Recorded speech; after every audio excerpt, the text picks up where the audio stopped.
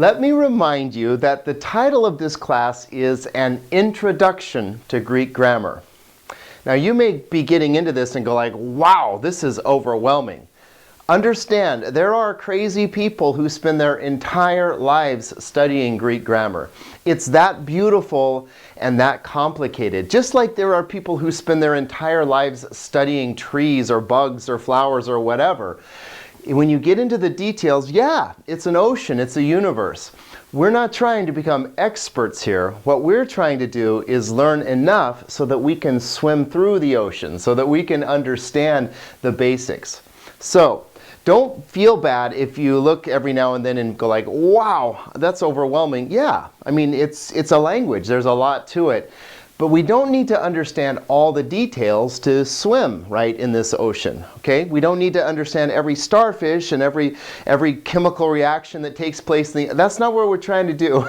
We're trying to simply understand the basics of Greek grammar so that we can make our way through a Greek text and understand what's being said here. All right, so we're talking about verbs, all right, okay? And we've seen that verbs change form. They morph to show us tense, voice, mood, person, and number. And we've seen that the personal endings tell us 3 out of 5 of those things. They tell us the person and number, and they also tell us the voice. So, wow, just with the personal endings, we get a lot of information. But how do we know the mood, and how do we know the tense? Well, we'll set mood aside for a little while here because we'll see, for one thing, most of the verbs in any Greek text are in the indicative mood. So we'll just focus on the indicative mood for now. And also we'll see when we get to mood that it really isn't that difficult to recognize the other moods. So let's just set that to the side and let's ask the question, how does a Greek verb show us its tense? English verbs, like Greek verbs, change forms to show you their tense. So I might say jump, and I might say jumped. ED on the end, right? Jump is like I jump, right? And I might say just a second ago, I jumped. Or if I want to make it continuous, I might say just a few seconds ago, I was jumping, right? And we've seen with English that English verbs, and English everything for that matter, tends to be very random and not very regular at all. So we expect that from English. And by now, we're beginning to expect that Greek is much more elegant, much less barbaric in the way that it expresses things. So what we will see is that Greek has 5 tenses, and it has very regular ways to show us those 5 tenses. Now, 5 tenses is a lot of tenses, and it's a lot of words. This chart, are you getting sick of seeing this chart? I'm just trying to give you a little taste of what it was like when I was a student and they gave me this chart. You can see I have issues with this chart, but this chart was just like, man, they gave me all these forms of these verbs and I had no idea what to make of this. And I am convinced that you really don't need these kinds of charts. What you need instead is the ability to see certain patterns. And so what we want to do in this class is look at the very regular patterns by which Greek will say, hey, I'm present tense, or some other clues to say, hey, I'm imperfect, or I'm perfect, or maybe I'm aorist, or I'm perfect. So the 5 tenses will all show you themselves by certain very regular patterns, and it all comes to this beautiful picture in the middle of your master chart, the roots and stems. So let me explain. So look at this glorious pages 4 and 5 on your master chart, and here it is. This is all the patterns. Once you understand this chart, you will understand Greek verbs, believe it or not. Maybe not in every detail, but plenty well to read a Greek text and understand what's being said. So isn't this awesome? Isn't this awesome? Okay, well, we start off by saying, okay, we're looking at the regular roots and stems right now, and only the boxes that are not shaded, in other words, the white boxes, are regular. All the shaded ones are irregular in some way or another, so we're only looking at the white ones. So here is this beautiful regular verb, luo. And you can see the root of luo is just lu. And so it becomes luo and luso and elusa and all these different forms to show you its tense. And we'll look at that, so don't worry. But first, just look at the 5 tenses. We have the present tense, imperfect tense, future tense, aorist tense, and the perfect tense. Now we have some forms here, aorist passive, future passive. A little confusing, but we'll look at that, don't worry, and get that sorted out. So let's talk first about how we make a present tense verb from luo. Now I want you to notice that right below the name of the tense here is the formula for how to make that tense. And so for the present tense, we use the present tense stem and the primary endings. Okay, now what does that mean? Well, what's the present tense stem? Well, the present tense stem is the one you learned when you learned the word because the lexical form is always the present tense. So when we learned the word luo, we learned it as luo. Okay, so that's the present tense. One way to think of the present tense is it's the tense where nothing's messed up, right? It's just perfect. We have o, ase, amen, eta, usi right on the end here. No foul ups, no strange changes. It's just exactly as we would expect it to be. So take a look here then at the present tense stem tacking on the primary endings. Now primary makes sense, right? Because it's present tense. We would expect that to be present time. So it becomes luo, luase, lua, luamen, lueta, luusi. O, ace, a, amen, eta, usi. And just to check, if I said luamen, what would I be saying? Well, first person plural, right? Amen, I would be saying we loose. If I said lues, what would I be saying? Well, second person singular, you loose. Now the middle passive, we just tack on the middle passive endings. Amai, e, etai, amatha, estha, antai, remember? So, luamai, lue, luetai, luamatha, luestha, luantai. Okay, so if I said luamai, what would I be saying? I am loosed, right? If I said luestha, what would I be saying? Y'all are loosed. So it's passive here. Again, the middle, we usually won't use that translation. We'll just stick with the passive. But okay, do you see how the present tense is made? We just take our dictionary form here and we tack on the primary endings. Piece of cake. So let's look at the imperfect. Remember, the imperfect is ongoing action in the past time. Okay, well, how do we make one? Well, here's the recipe. We augment, we use a present tense stem, and the secondary endings. Okay, well, what does all that mean? Well, the augment, remember, is the epsilon that we add to the front of the word that tells us we're going into past time. The present tense stem is what we just looked at. So, lu. So you can see lu, unmessed up here, just nice and clear, just lu. So the imperfect will look a lot like the dictionary form with this augment, okay? And then we use, no surprise here, the secondary endings down here because the secondary endings indicate past time. Let's look a little closer at how those endings are put on, and you can see that we just take our secondary endings on this augmented present tense stem.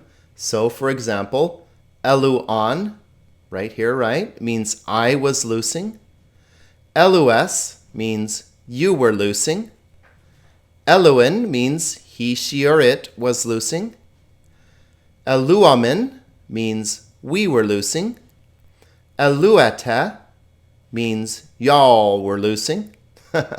And eluon means they were loosing. Now you might notice that the first person singular and third person plural are the same here. That's unusual, but in this case, context will have to tell you which you're talking about. Notice then that in the middle passive, and again we'll just focus on the passive, it would be eluamen. Notice we're taking amen. This is the middle passive ending. We're tacking it on, so this would be I was being loosed. Now I want you to notice what a train wreck English is. I was being loosed. You have to use all of that verbiage just to say what Greek says so simply with eluamen. And it kind of freaks us out in English a little bit because it's almost like it's too condensed. I mean, there's just packs too much punch with too little verbiage, but that's Greek for you. It's very, very concise, very clear. Eluamen means I was being loosed. Eluu means you were being loosed. Eluata means he, she, or it was being loosed. Eluamatha means we were being loosed. Eluesta means y'all were being loosed. And eluanta means they were being loosed. So that's the imperfect. Are you getting the hang of this chart?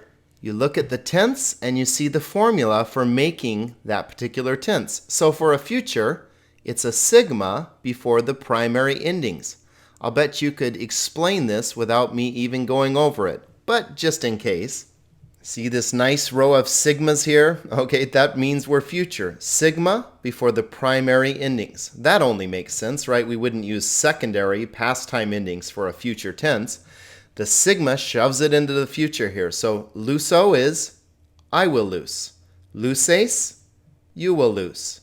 Luce, he, she, or it will loose. Lusamen, we will loose. Luceta, y'all will loose. And lususin, there we go, means they will loose. And it'd be great for you to say these out loud after I do as well and really get these stuck in your head. I know I'm repeating a lot, but that's kind of the key to getting these really jammed into your brain, okay? So let's look at the middle. I will loose for self. Now, I want you to notice something a little weird here. This is a true middle because there is an actual separate form that we'll see in a little bit for the future passive. So this is the future middle. Lusamai, luse, lusatai, lusamatha, lusasta, lusantai. Won't see that very much because, as I've said, the middle is not that common in the New Testament. So don't worry too much about that, but that's how you would make it. Makes sense, doesn't it? And here's the formula for making an aorist tense. Aorist, active, and middle. We'll see it like with the future that the aorist and future both have a different form for the passive. But here's the active. You'll have, remember, first of all, what is aorist in terms of aspect and time? Remember that tense equals aspect plus time, and aspect is the kind of action. So the aorist tense is undefined action in the past time. Okay, well, because it's in the past time, we would expect an augment, which indeed we have. We have that epsilon right there on the front of the verb. We have a sigma alpha, which is our tense formative. That's what tells us, hey, I'm an aorist. And then the secondary endings, which tell us, again, that we're in past time. So let's put it together. So the aorist winds up looking like this. Elusa, elusas, elusin, elusamen, elusate, elusan. Now, no doubt you're screaming, hey, wait a minute, what's this sa, sas, sin, samen, sata, san? That doesn't look like anything over here. Well, what's happening is this alpha is messing up the endings. At least we call it messing them up. It looks different to us. Turn to the next page and you'll see that I went ahead and did a whole chart on this just because I found that students were so upset by this outrage that just to show you that, okay, the secondary endings look like this. On, sn, amen, eta, on. Okay, but in the aorist form, it's sa, sa, sen, samen, sata, san. It's that sigma alpha that's creating that. So, okay, yeah, remember shapes. Okay, here's the shape. Here's the shape under a blanket a little bit, okay? We have to get used to seeing that. Just to make sure we're getting the meaning here, let's just test ourselves a little here. Elusa means I loosed. See, it's past time, undefined aspect. It just says it happened, right?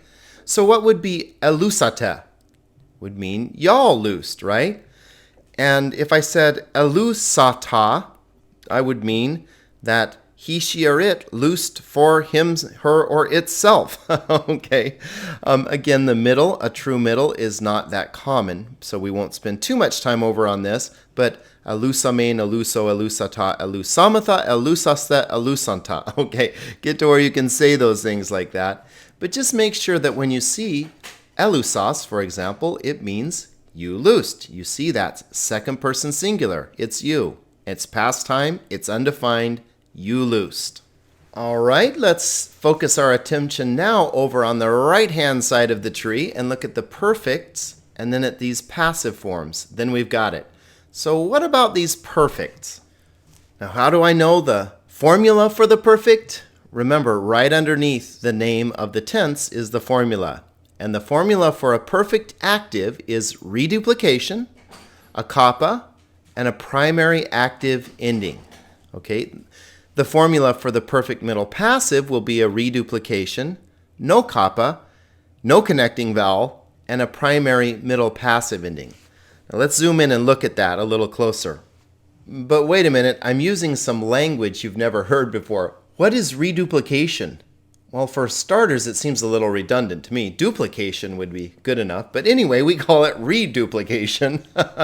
And I'll bet you could almost guess what a reduplication is by looking at these words. What you do is you take the first letter, you duplicate it, and you separate it with an epsilon. So lu becomes lelu. Okay, so the reduplication will really stick out in the perfect. It's a really nice clue. The other thing that helps you with perfects is the kappa. And you can see there will always be this kappa in the active ka, kas, ken, common, kata, kasin. So reduplication, kappas, and primary active endings. Now these endings may look a little strange to you. Let's look at our chart again that shows the modified forms of the endings and see if we can at least see the shape there. Okay, well, to be honest, it does look quite a bit different. O, ace, a, amen, eta, usi becomes ka, kas, ken, common, kata, kasin. You see the shape there, but it does look a bit different. Now, you'll notice, too, that it's very much like the aorist endings, except instead of sa, sas, sen, samen, sata, san, you have ka, kas, ken, common, kata, kasin. So, get used to this idea that these personal endings, when they're attached to the tense formatives, the things that tell you the tense, they morph around a little bit. But hopefully you could see that, okay, kas, that looks like second singular. Amen looks like amen, even though it's an alpha there, right? And ata looks kind of like eta. It's just that alpha has swallowed up these vowels and made it ka, kas, ken, common, kata, kasin. So repeat these after me just for practice. Leluka. Leluka means I have loosed. Now in English, we try to capture the perfect tense with this idea of have. It's been done, okay? But it really doesn't do a very good job. Remember, the perfect tense is something happens in the past with effects that continue on all the way up to the time of the speaker and really kind of point on beyond that too. So I have loosed is the best we can do in English. But okay, well that's why we're learning Greek, so we don't have to rely on English, right? So leluka, I have loosed. Lelukas, you have loosed. Leluken, he, she, or it has loosed. Lelukamen, we have loosed. Lelukate, y'all have loosed. And lelukasin, they have loosed. Now the perfect middle passive, notice that they share a form, is also pretty easy to spot for a couple of reasons. First of all, we get this nice reduplication, which is always really easy to spot. But also here now, but wait, there's no kappa, but there's also no connecting vowel. Now what does that mean? Now remember, normally we get amai, a, etai, a, metha, esta, antai. There's some sort of connecting vowel there. But with the middle passive, you just have my, sai, tai, metha, sta, ntai. Okay, notice the vowels are gone. And this one changed. Actually, This A went through a lot of changes, and it once was a psi, but hey, that's more information than you need. Just realize when you see my, psi, tai, metha, sta, untai, just tacked right on to the stem like that. Lu mai, la lu psi, la lu tai, la lu metha, la lu sta, la lu tai, rather than amai, a etai, amatha, esta, antai. When you drop that connecting vowel, that's a great sign that you're looking at a perfect middle passive form. Now, as far as meaning goes, okay, it's middle or passive. We'll ignore the middle and talk about the passive here. So it happened to me, and it's like a perfected action. So we're going to translate it, I have been loosed. What a mess, right? English is, which Greek communicates so beautifully with these little verbal utterances here. So, lelumai means I have been loosed. Lelusai, you have been loosed. Lelutai, he, she, or it has been loosed. Lelumitha, we have been loosed. Lelustha, y'all have been loosed. And leluntai, they have been loosed. And finally, we come down to our aorist passive and future passive forms. Now notice we get this whole box just for the passive forms of the aorist and the future. Okay, well, first of all, let's just, what would that mean? Remember, aorist means past time, and passive means it's happening to me, right? So I was loosed. It happened to me. Okay, how do we make an aorist passive? Well, it makes sense that we would have an augment, right? Because it's past time, so we have on the front. Here's your big clue for the aorist passive, and it's really a great one because they stick out. This theta, just kind of a tall letter, and they're easy to see. Theta, eta, theta, eta. So theta, eta will be your tense formative, and then you have these secondary active endings tacked on.